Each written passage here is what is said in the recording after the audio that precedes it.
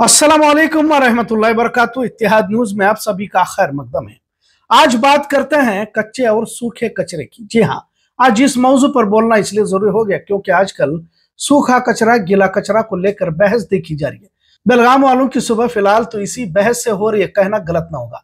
शहर को साफ सुथरा और सेहतमंद रखने के लिए सिटी कॉर्पोरेशन बेलगाम की जानिब से सफाई मुहिम के तहत सुबह गाड़ियों के जरिए घर घर जाकर कचरा जमा किया जाता रहा है और आज भी ये काम जारी है। गाड़ी वाला आया, घर से कचरा निकाल के आवाज से अक्सर लोगों की आंखें खुल जाती है। एक तरह से सराहनीय इकदाम तो ये कह सकते ही है और है भी। स्वच्छ भारत मुहिम के तहत गांधी जयंती के मौके पर इस काम को 2 अक्टूबर 2014 को शुरू किया गया और घर घर जाकर कचरा इकट्ठा करने के खिदमात को अंजाम दिया गया और अब भी जारी है। बेंगलोर, मैसूर और बेलगाम ऐसे पहले सफाई मुहिम चलाने वाले शहर रहे। खैर, बस्तियां बढ़ती गई, आबादी बढ़ती गई, कॉर्पोरेशन का दायरा भी वसी होता चला गया। अब तो शहर बेलगाम स्मार्ट सिटी बन चुका है। अब इस खूबसूरत शहर में कितने दाग लगे हुए हैं एक अलग मौजू है, पर फिलहाल बेलगाम में सूखा कचरा और गीला कचरा इस तरह की बहस जेर मौजू है। कचरे को अलग अलग करने का हुक्म कॉर्पोरेशन कमिश्नर मोहतरमा शोभा बी ने निकाला है। बेलगाम की कॉर्पोरेशन वैसे भी किसी न किसी मामले को लेकर चर्चा में रहती ही है। ये भी बेलगाम कॉर्पोरेशन की खुसूसियत कह सकते हैं। अब जब कॉर्पोरेशन कमिश्नर ने फरमान जारी किया कि गीला और सूखा कचरा अलग अलग किया जाए, तो सबसे बड़ी मुसीबत सफाई मुलाजमीन की हो रही है, क्योंकि फरमान तो कमिश्नर ने दफ्तर में बैठकर जारी किया और किसी हाल में अमल में भी लाना है तो जमीनी सतह पर अवाम के गजब का मुकाबला इन सफाई मुलाजमीन को ही करना पड़ता है।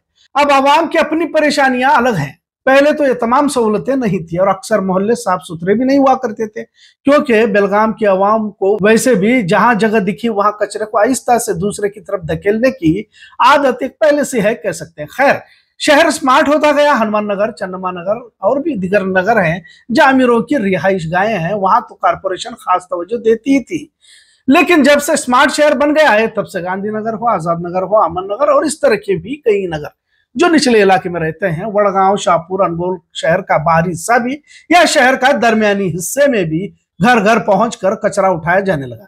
इस दौरान एक बात आवाम को कहना जरूरी समझूंगा कि सफाई मुलाजमीन हो या पानी छोड़ने वाला वार्डमैन हो, इस पर खामखा हम अपना रोब न झड़े, क्योंकि इन पर आवाज करने से आपके मसाइल हल नहीं होते, क्योंकि वो सिर्फ अपने काम को अंजाम देते रहते हैं किसी अफसर के हुक्म पर। हमने अक्सर देखा कि पानी वाले के साथ भी कुछ लोग बहस करते रहते हैं।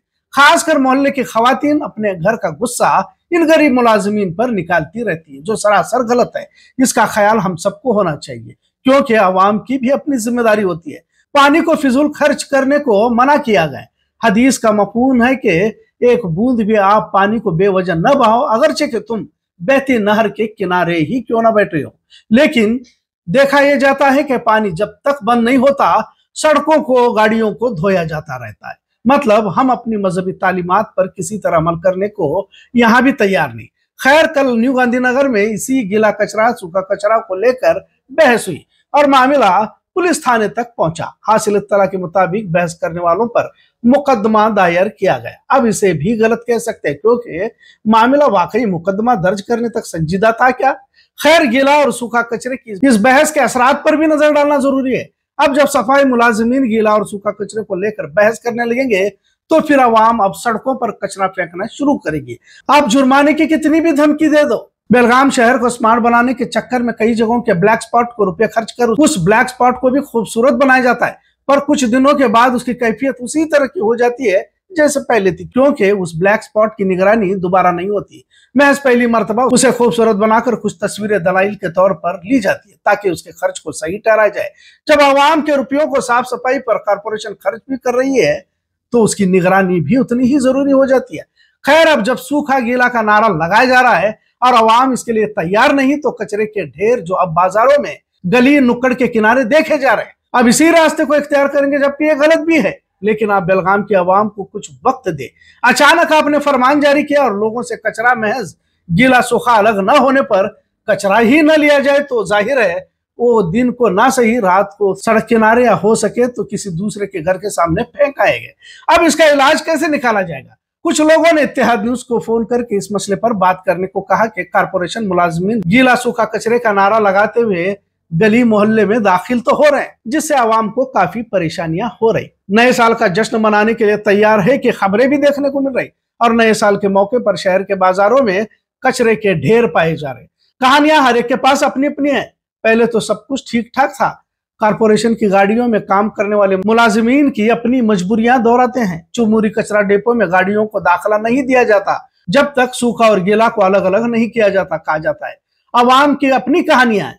कुल मिलाकर बेलगाम शहर कारपोरेशन गीला और सूखा कचरे की रोजाना की दास्तानों से परेशानियों में मुब्तला है। जल्द ही काउंसिल मीटिंग है और इस पर सत्ताधारी और विपक्ष के दरमियान बहस भी हो सकती है, कहा जा रहा है। कल हुए कारपोरेशन मुलाजिमीन और आवाम की बहस शहर में चर्चा का मौजू रहा। एमएलए आसिफ सेठ ने भी इस कचरे को अलग अलग करके देने की गुजारिश आवाम से की है, क्योंकि हुकूमत की जानिब से ही ये फैसला लिया गया। लेकिन सवाल ये भी उतना ही अहम है कि अगर गीला और सूखा से परेशान होकर, जबकि होना नहीं चाहिए, जो भी हुक्म दिया गया अमल होना चाहिए, लेकिन जिस तरह की तस्वीर फिलहाल शहर और अतराफ में देखने को मिल रही है कि आवाम ने गीला और सूखा को नजरअंदाज कर बहस से ही अपने आप को अलग रखकर सड़कों, गटर, अतराफ में फेंकना शुरू कर दिया, तो फिर उस कचरे को कौन उठाएगा? रात को कौन लोग कहाँ कचरा फेंक रहे हैं, इसकी निगरानी के लिए क्या कारपोरेशन अलग से लोगों को अपॉइंट कर रहा है? लिहाजा रोजाने की बहस को कहीं तो रोकना होगा और दरमियानी हल को जल्द निकालना होगा। ऐसा आवाम को कहते हुए देखने को मिल रहा है। इतना जरूर। आज का मौजू कैसा लगा इस पर जरूर कमेंट करें। इत्तेहाद न्यूज़ देखने के लिए शुक्रिया। अल्लाह हाफिज।